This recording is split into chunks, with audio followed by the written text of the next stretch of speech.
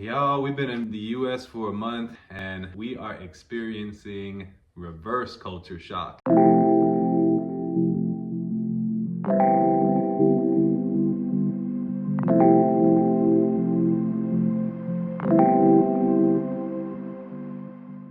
Kai. And I'm Koyo. And you're watching Life with the Lyles. Last year, we left the US the day after Election Day to move to Morocco. So we're having our first child and we decided to come back to the US to have our baby, just to be around family. We've been in the US for a month and we are experiencing reverse culture shock. In our previous episode, we asked you all to comment below some ideas on what video content you wanted to see from us going forward while we're back in the US.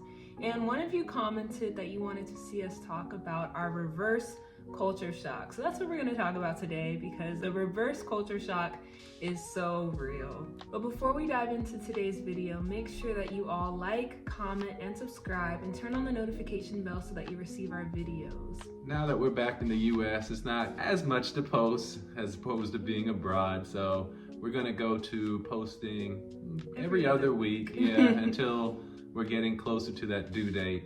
Let's get right to it. So when it came to reverse culture shock, I wish it was a little bit more gradual than it actually happened, but it started as soon as we left Morocco and got off the plane into London. So one thing that kind of threw me off about Morocco was just about how nice everybody was, if you've probably seen from our previous videos. And I wasn't used to that. After a while, we finally got used to the hospitality and let our guards down and just really started to invite people into our lives. Then what happened? And we get to London and all that niceness and hospitality goes right out of the window. As you know, going through an airport, you need to walk a lot.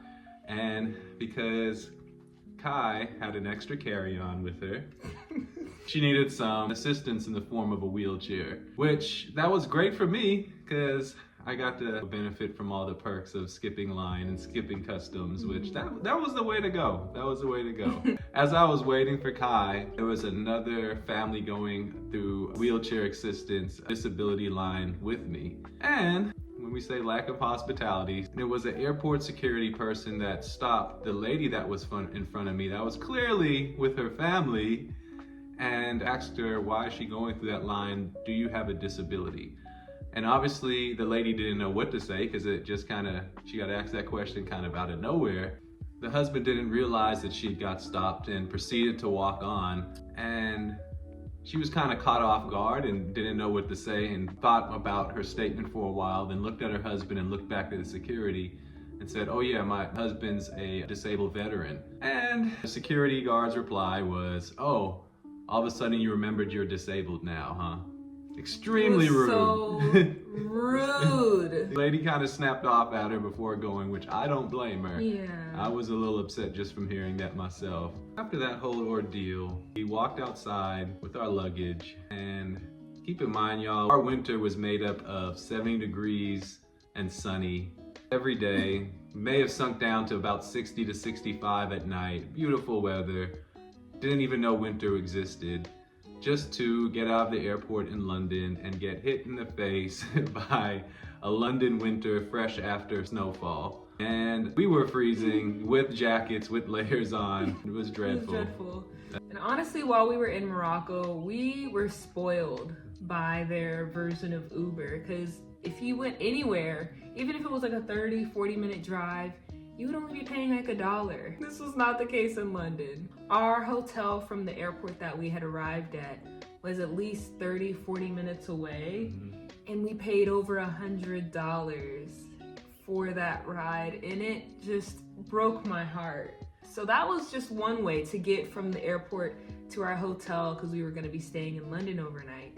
And the next morning, we paid almost $150 to get to the airport because it was an hour drive. It was just so much money. So we were quickly reminded how expensive everything is, especially in terms of Ubers. So the next morning we went to catch our connecting flight back to Las Vegas.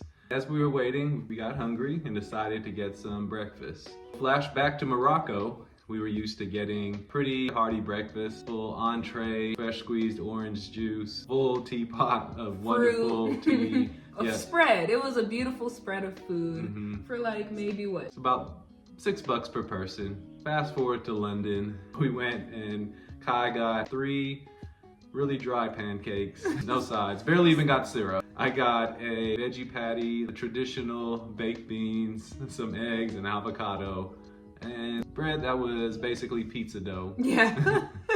We both got tea. I got Earl Grey. Oh yeah, and we did get some tea. He got a beverage of some sort. Oh yeah, but Awful tea. it was not good at all. Nothing was good. The meal was so mediocre. I wish I would have starved.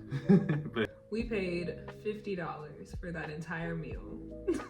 So the bad food continues. We get to Vegas and there's a place that we frequent. I'm not gonna say the name because I enjoyed them for a very long time. They usually make homemade pastries and they have a really good breakfast. And so I was like, you know what?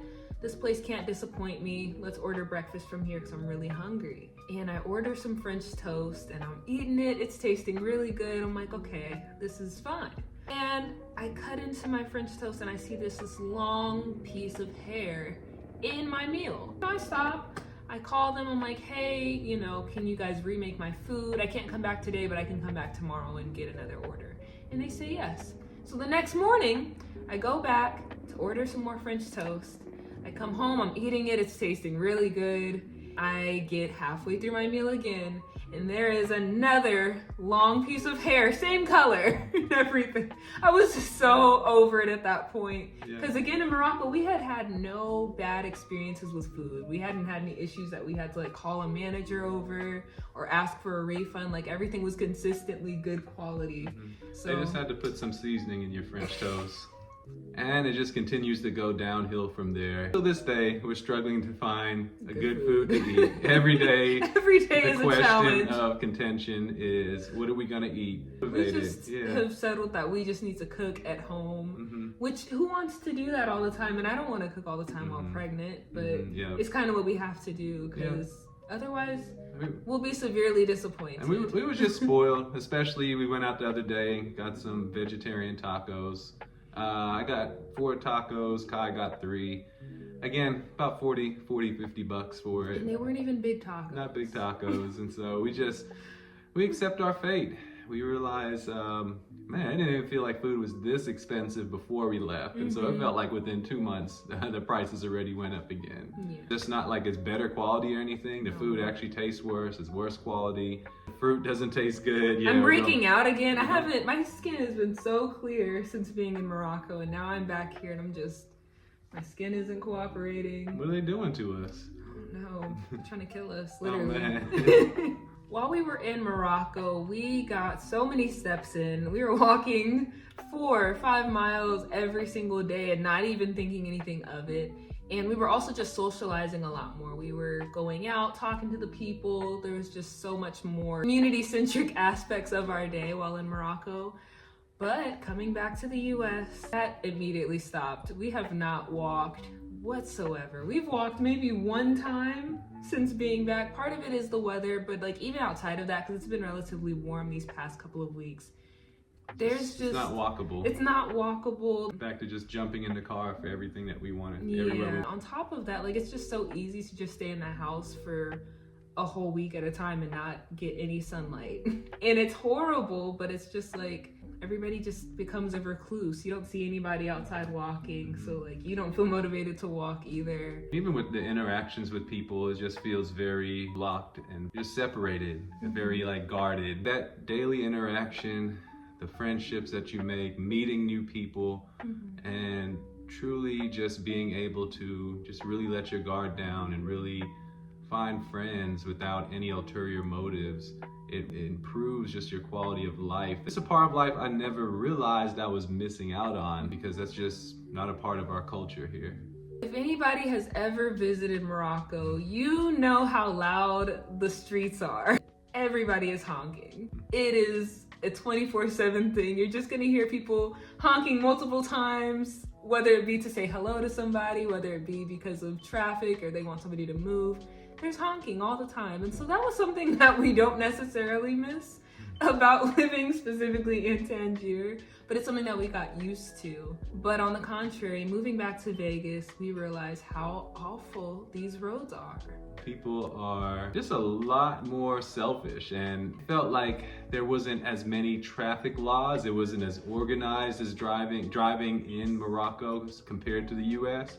But it's amazing how many more accidents we see here. In Morocco, a 2-lane road would turn into a 5-lane road out of nowhere. But there would be no accidents. No accidents. No issues, no road rage. We get back here and on a 35-mile-per-hour roads, we see cars on their roof. I'm like, how does that even happen? How are you flipped over right And it's just a kind of a lack of just care for other people's safety and their own safety. While in Morocco, we were there obviously during the winter time, but we didn't really see a lot of sick people.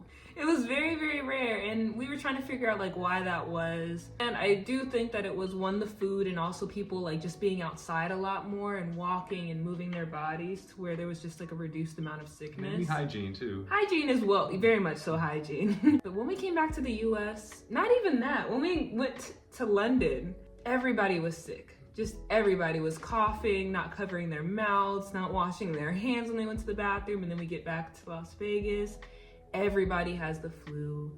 Everybody has norovirus and all of the 5011 all of the 5011 diseases that are going around right now. And it's just like, what in the world is happening? Bird flu, like just everything that you can catch, people are catching it and having it for weeks. Everything's on recall right now. Yeah, and so to like go from, bliss and nobody's really sick like that to this is just wild. Fortunately, we've been fine. We haven't gotten sick. I did a little bit, but even then it wasn't anything crazy, fortunately. But like just being back in the States makes you sick. One perk of being in Morocco was being able to watch from the sidelines how the political landscape played out. It was a neat perspective, and it really got a chance to show us how the world looks at America. Like, we kind of crazy over here. I don't want to make this about politics because it's not that type of YouTube channel. But we do recognize the implications of moving abroad and how we can feel kind of distant from it. Upon returning to the US, there was a lot going on, and we understood the direct impact that it would have on our lives again now that we were back in the States. So before we kind of just felt like, hey, hate to be y'all, it kind of felt it from afar, like we were able to watch it from the sidelines. But to be back and to realize, things are going to be more expensive with tariffs, and there's going to be, a lot more recalls and all these different things that are going to potentially affect us and our baby girl while we're here in the meantime until we leave in the summertime. It's really feeling like a reality TV show. Very much so. The worst one possible. Oh no. But yeah, we're trying to endure while we're here and enjoy and make the most, but there's definitely a lot of different things that we just have to readjust and reacclimate ourselves to while being in the US. But the reverse culture shock is very real. And that concludes this week's episode. Don't forget to like, comment, and click the notification bell. And subscribe. We want you all to comment specifically how it makes you feel right now to live in the US. We want to unpack these things, We'll see y'all in the next video. Adios. Peace.